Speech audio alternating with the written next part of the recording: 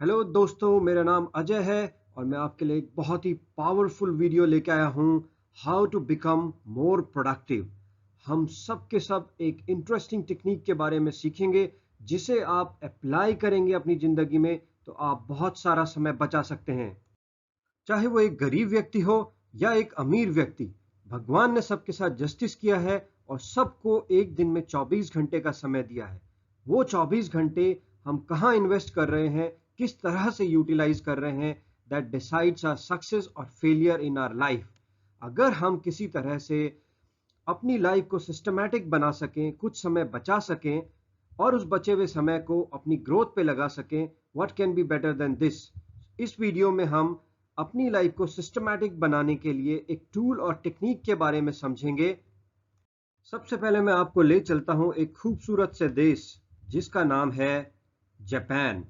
आप सब ने इस कंट्री का नाम सुना होगा। एक छोटी सी स्टोरी के साथ मैं इस वीडियो को शुरू करता हूं। जापान, जिसे कंट्री ऑफ राइजिंग सन भी कहा जाता है, 1945 में इसके दो शहरों हिरोशिमा और नागासाकी पे यूनाइटेड स्टेट्स ने न्यूक्लियर बॉम्ब से हमला किया। जी हाँ, न्यूक्लियर बॉम्ब से हमला किया। आप जानते हैं कि न्यूक्लियर बॉम्ब से अगर हमला हो तो कंट्री पूरी पूरी तरह से तबाह हो जाती है। जापान के साथ भी यही हुआ। जापान पूरी तरह से तबाह हो चुका था। लगभग 3.5 लाख लोग मारे गए। जापान आर्थिक और मानसिक रूप से बुरी तरह से टूट चुका था, बर्बाद हो चुका था। क्या जापान आज भी वैसा ही है? जी नहीं। जापान आज दुनिया के 5 सशक्त देशों में आता है। आज जापान अपने बेस्ट क्वालिटी प्रोडक्ट्स के लिए दुनिया भर में जाना जाता है। अगर किसी प्रोडक्ट में मेड इन जापान लिखा है, इसका मतलब उसमें बेस्ट क्वालिटी होगी। तो क्या हुआ जापान के साथ? क्या हुआ जापान के लोगों के साथ? क्या उनके दिमाग में आया जो उन्होंने जापान को जीरो से हीरो बना दिया? क्या किया जापान ने जो आज जापान एक विकसित देश बन गया? जापान ने अपनी माइंडसेट को चेंज किया। जापान के लोगों ने अपनी सोच को बदला। जी हाँ, अगर हम अपनी सोच में परिवर्तन ला सकें तो ये एक बहुत पावरफुल टूल की तरह काम करता है। आज ऐसे ही एक टूल जो कि जापान में डेवलप किया गया है उसके बारे में हम समझेंगे, जिससे हम अपनी जिंदगी को बहुत ही सिस्टमैटिक बना सकते हैं। तो चलिए आगे बढ़ते हैं। टूल का नाम है 5S। आपको 5S दिख रहे होंगे यहाँ पे। ये 5S हमारी जिंदगी को बहुत ही सिस्टमैटिक बना सकते हैं। ये टेक्निक आप जीवन के किसी भी हिस्से में अप्लाई कर सकते हैं, अपने घर में, अपने काम में, या कहीं भी आप इसे अप्लाई कर सकते हैं। जी हाँ, टेक्निक है 5S और इसे हम अब डिटेल में पढ़ेंगे। पांचों एस का बहुत बड़ा और पावरफुल मतलब है, वो हम समझेंगे और उसके बाद अपनी जिंदगी में इसे हम अप्लाई भी करेंगे। चलिए पहला एस देखते हैं। पहला एस क्या है? पहला एस है सॉर्ट। इसे जापानीज में सीरी भी कहा जाता है। सॉर्ट का मतलब होता है sort out what is required and what is not required. जो आपको चाहिए और जो नहीं चाहिए उसको आप छांटिए। एग्जाम्पल देता हूं आपको। हमारे घर में बहुत सारे टॉयज पड़े हुए हैं। अब इन टॉयज में कुछ टूटे फूटे या खराब पुराने टॉयज भी होंगे, कुछ नए टॉयज भी होंगे। तो हमें क्या करना है? हमें दो ढेर लगाने हैं, what is required and what is not required. ये मुझे चाहिए, ये मुझे चाहिए, ये मुझे चाहिए। सो एक ढेर वो लगेगा जो आपके उपयोग के हैं, जो आपके काम के टॉयज हैं। दूसरा ढेर लगेगा नहीं चाहिए, ये भी नहीं चाहिए, जो टूटे हुए हैं, खराब हैं, जिनका अब आपको उपयोग नहीं करना है। तो अब क्या होगा? जो आपको नहीं चाहिए आप उन्हें फेंक दीजिए। अब आपके पास वो लिमिटेड टॉयज हैं जिनका उपयोग आपने करना है। अब आपका स्पेस भी बचेगा, जगह भी बचेगी घर में, और जब आप उपयोग वाले टॉयज को ढूंढने के लिए जाएंगे तो आपका समय भी बचेगा। देखते हैं सेकंड एस का क्या मतलब है। दूसरा एस का मतलब है सेट इन ऑर्डर। इसको जापानीज में सेइतोन भी कहते हैं।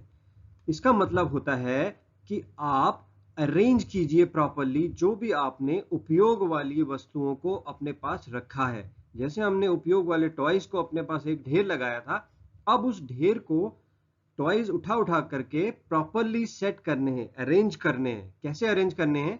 इस तरह से अरेंज करने हैं। आप कोई भी अरेंजमेंट देख सकते हैं अपने पास, जो भी आपके पास अवेलेबल रिसोर्सेस हो। सो अगर आपके पास रैक है तो इस तरह से हम सेट इन ऑर्डर कर देंगे, ऑर्डर में एक सीक्वेंस में अरेंज कर देंगे उनको प्रॉपरली। अब इससे फायदा क्या होगा देखिए, अगर मुझे ब्लॉक्स चाहिए, सो मेरे सामने है, मेरी आंखों के सामने है, मुझे कितनी देर लगेगी देखने में? It's a fraction of second, बहुत जरा से समय में मैं अपने ब्लॉक्स को निकाल सकता हूं। जबकि पहले जब मेरे पास ढेर लगा होता था तो मुझे ढूंढना पड़ता था। अगर मुझे हॉर्स चाहिए तो हॉर्स मेरी आंखों के सामने है, क्योंकि अरेंज्ड है प्रॉपरली, तो मुझे फ्रैक्शन ऑफ सेकेंड में अपना हॉर्स टॉय मिल जाएगा। तो मेरे समय की बचत होगी। एक बार मेहनत जरूर करनी पड़ेगी, बट हमेशा हमेशा के लिए मेरे समय की बचत होगी। द थर्ड एस, तीसरा एस क्या है समझते हैं। यहां पर इस फोटो में देखिए कुछ हो रहा है, सफाई हो रही है फ्लोर की, चमकाया जा रहा है फ्लोर को। तो तीसरे एस का मतलब है साइन। जो हमने ढेर लगाया था रिक्वायर्ड चीजों का, रिक्वायर्ड टॉयज का, और उनको फिर अरेंज किया था, अब उन्हें साफ करना है, सफाई करनी है उनकी, क्योंकि गंदी वस्तुएं किसी को भी अच्छी नहीं लगती हैं, तो हमें भी अच्छी नहीं लगती हैं। तो तीसरा एस है साइन, आप उसको चमकाइए। इसे जापानीज में सीसो भी कहा जाता है। So clean it properly. जो भी आपने अपने टॉयज को अरेंज किया हुआ है अपने रैक में या जहां पर भी आपने किया है, उनको साफ कीजिए। It is very very important. Fourth S, चौथा एस है स्टैंडर्डाइज। इसका मतलब होता है जापानीज में शिकेत्सु। अब देखते हैं हिंदी में इसका क्या मतलब है। यहां पर मैं आपको इंसाफ का तराजू दिखा रहा हूं। इसका मतलब यह है कि आपको कानून बनाना है, नियम बनाना है, स्टैंडर्डाइज करना है, मेक इट नॉर्म। क्या नॉर्म बनाने हैं आपको? मैं कभी भी अपने टॉयज को इधर उधर नहीं रखूंगा। मैं हमेशा सही चीज को सही जगह पे रखूंगा। मैं हमेशा अपने टॉयज को चमका के रखूंगा, साफ करके रखूंगा। मैं पहले 3 एस जो मुझे बताए गए हैं, सॉर्ट, सेट इन ऑर्डर और साइन को फॉलो करूंगा। सो स्टैंडर्ड बनाना बहुत जरूरी है। अगर आप इस फोर्थ एस को अप्लाई नहीं करेंगे तो कुछ दिनों के बाद स्थिति पहले जैसी हो जाएगी। जैसे आपने पहले अपने टॉयज को रखा था, वो उसी सिचुएशन में पहुंच जाएंगे और आप कंप्लीटली इस टेक्निक को इम्प्लीमेंट करने में फेल हो जाएंगे। So standardize is very very important part of 5S। Please इसे ध्यान से समझिए। पांचवा एस है कीप इट अप। एस कहा गया इसमें? एस का मतलब है सस्टेन। जो भी अभी तक आपने किया है, जो भी 4 एस आपने इंप्लीमेंट किए हैं, कीप इट अप, इसको आप जारी रखिए। जापानीज में इसे शित्सुके कहा जाता है, और अगर हम इसे हिंदी में समझें तो इसका मतलब होता है जो भी अभी तक आपने किया है उसे आप मेंटेन कीजिए। मेंटेन करना बहुत जरूरी है। अगर हमारे घर में गाड़ी है, कार है, उसकी मेंटेनेंस अगर हम नहीं करते हैं तो वो खराब हो जाती है और उसके बाद वो चलने लायक स्थिति में नहीं रहती है। तो जो कुछ अभी तक हमने किया है, जो भी 4 एस हमने किए हैं, उनकी मेंटेनेंस आपको जारी रखनी है ताकि आपको जिंदगी में डिजायर्ड रिजल्ट्स मिलते रहें। So please continue it, keep it, that's very very important. So fifth S बहुत ही जरूरी है। अगर हमने पहले के 4 एस मेंटेन नहीं किए, again the system will collapse and we will not get the desired results. So sustain is very very important. चलिए क्विक रिवीजन से समझते हैं। ये 5 एस थे जो अभी तक हमने पढ़े हैं। मैं इनको 5 कॉलम्स में कन्वर्ट कर रहा हूं, 1, 2, 3, 4 और 5। पहला एस, दूसरा एस, तीसरा एस, चौथा एस और पांचवा एस। अब ध्यान से समझिए मेरी बात को। ये पहला एस था सॉर्ट, दूसरा सेट इन ऑर्डर, तीसरा साइन। ये तीनों एस आपकी लाइफ में इंप्रूवमेंट लाएंगे। ये तीनों के तीनों एस आपकी लाइफ को इंप्रूव करने में कंट्रीब्यूशन करेंगे। और जो बाद के 2 एस हैं जो कि पीले कलर से यहां पे दिखाए गए हैं, वो इन 3 एस को मेंटेन और सस्टेन करने के लिए काम में आएंगे।